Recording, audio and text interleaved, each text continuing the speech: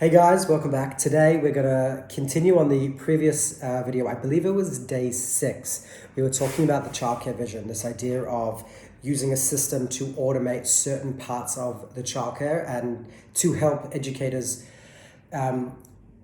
reclaim more time to actually be with the kids and not have to deal with all that paperwork and spend all that time with that, with all the extra things that end up taking you away from the child. They're very important to record, whether it's for regulations or whether it's to help the progression of the child's learning and the safety. But it's to automate as much of that as possible so you can have the actual educators that want to spend time with the kids to be able to spend more time with the kids. And it was an entire system using machine learning and computer vision to help understand what this system is able to see.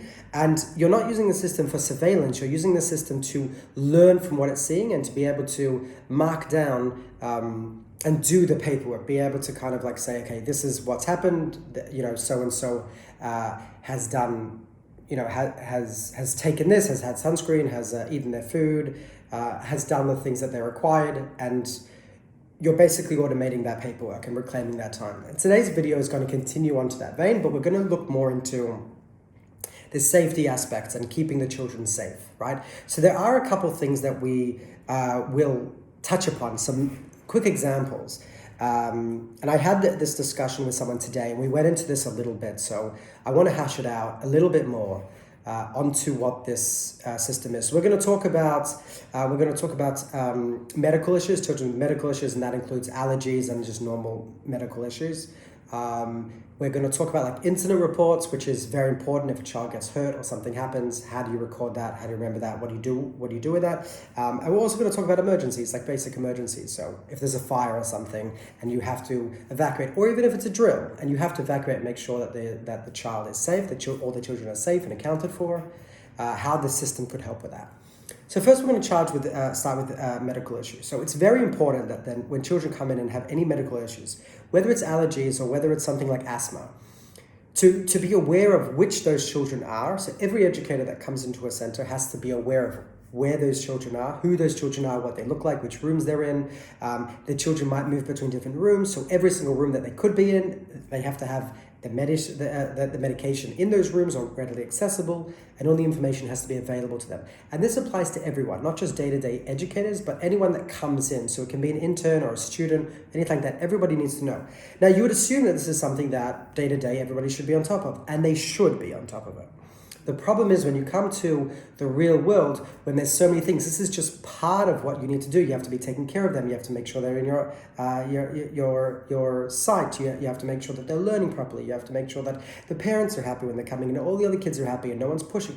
There's so many things you have to be on top of, so some things can slip through, and there's a lot of administration stuff. So part of the system is how do we augment that? How do we help that, right? This is what the system is for. So, and also keeping it up to date, right? If you have a new child that comes in that has a medication, you have to make sure that every room that child is in is now an updated list and all the updated medication, none of it's expired. So there's lots of background work to make sure that the right medication is there, the right picture of the child is there. If a new teacher comes in, she knows exactly how to identify and where they are and which days they're here. So first of all, this system, what it can do is, because it knows where the children are and who their children are, and it knows which ones has a medical record of medical issues and allergies, it can track that child. So if there were to be something that would happen, whether this system could help you find it. So maybe you have an iPad that can show you like an overview of the center and can show you where the child is that's having this issue. Maybe when you look at the view of all the children, you can see, a child, oh my God, there's a mosquito up there. Not necessarily am I going to be able to kill it. Didn't get it this time, next time. Now half my attention is going to be on the mosquito. Don't worry, I'm going to focus on you guys. And this thing hopefully goes and bites someone else. We're going to get to actually an idea of like dealing with those augmented reality. So basically, so we're going to be able to track them. We're going to be able to see what they are. So if you're a new, if you're a new educator or you're someone coming in, you can look at a bunch of kids and quickly identify which kids have that medical issue.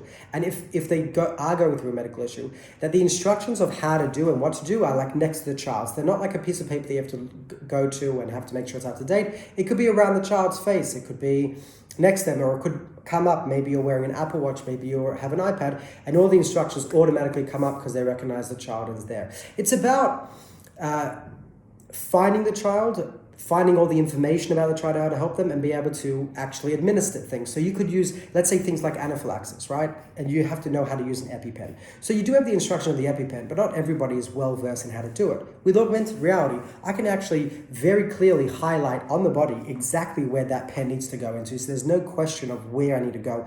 Looking at a little infographic and a little instruction on a piece of paper, I can see exactly on that child's body where to put it in, where's the best place to put it. I can even have like a little animation of the actual EpiPen, so once I do it, it shows me to press down. So I can have all these instructions done with the augmented reality. Now, if we go back to this system helps show us, helps pull and recognize the child from a lot of other children.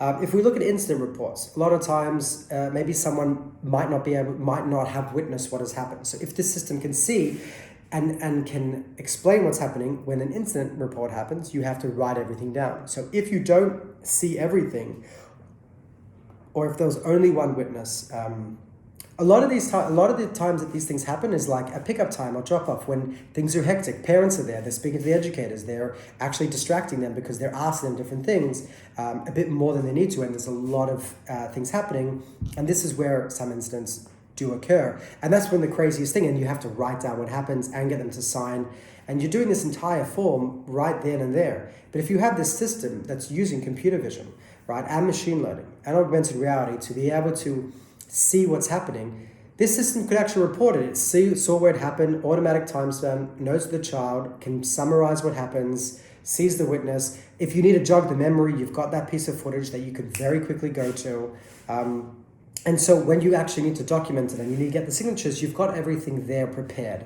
And you're very backed up, and you're making sure that everything to make sure that that child is safe, to make sure you understand what happened so you can apply the correct first aid. All of that is taken care of because there's a system that's also looking out, seeing what's happening and helping and learning you, right? If a child falls, immediately maybe all the teachers within 5 meters, 10 meters vicinity, maybe they're wearing a wristwatch, an armband, maybe they're wearing like an Apple Watch, they might get a quick alert saying something's happened, so they can be alerted to this. They can all just make sure that they're seeing what's happening, so you can get more people on board and more help if it's so needed, right? The last thing is emergency, and this is why signing in and out is very important. And I think we went through it in the last video, and I did detail how you're using this system to accurately record when the cars come into the car park, when the car stops, where it parks, who gets out of the car, when they walk through the center's doors, when they walk into the specific room's doors, when that specific parent walks out without said child, when they get back into the car and drive away without the child. All of that together is logged into an event that has now a timestamp and an actual action that's happened, right? Said parent, we know exactly who the parent is, exactly who the child is, dropped off, exactly the timestamp, how long they spent in different places. And now we definitely know that that child's on premises. So this is very important because if you do have an emergency, if you do have a drill, let's say an emergency happened just as a child was brought, maybe 5 minutes after the child, and that parent has forgotten to sign in, and maybe they're like, oh, who cares, I can do it in 5 minutes and 10 minutes. If an emergency happened or a drill happened, and not everybody was aware that that child has slipped in because the parent came in, dropped them off, put everything, and just booked it, and didn't acknowledge or didn't show or didn't present and make sure that an educator knew that the child was there. If an event happens, you don't know that you're looking out for that child because they're not in the system. They're not marked down somewhere, right? And this is even worse with paper, because with paper, it's not always easy to make sure that you're pulling the paper with you and you're making sure everything's accurate and up to date. So this system has checked to see that is in, it's marked to sign in and out. So when you're looking through those records to make sure, oh yes, the child's here, I'm looking for them. Oh, God forbid, you're not running back into a burning building looking for a child that actually has left 15 minutes ago, but they weren't signed out. This system is able to record that because it's not something you're relying on someone else's memory or goodwill nowadays to sign their child out, but rather it's automatically recorded because it's seeing all those events that child goes at, and immediately can alert and say, hey, there's another child, and we only recognize that the teacher and 9 children walk through into the safe area, and there's a 10th child that hasn't gone in the safe area yet, and that all the educators can be alerted. I'm going to stop there because we're at 10 minutes, but that was just about the safety area. There's a lot more in this direction that we might go into in future videos, but for now, I will see you guys in the future.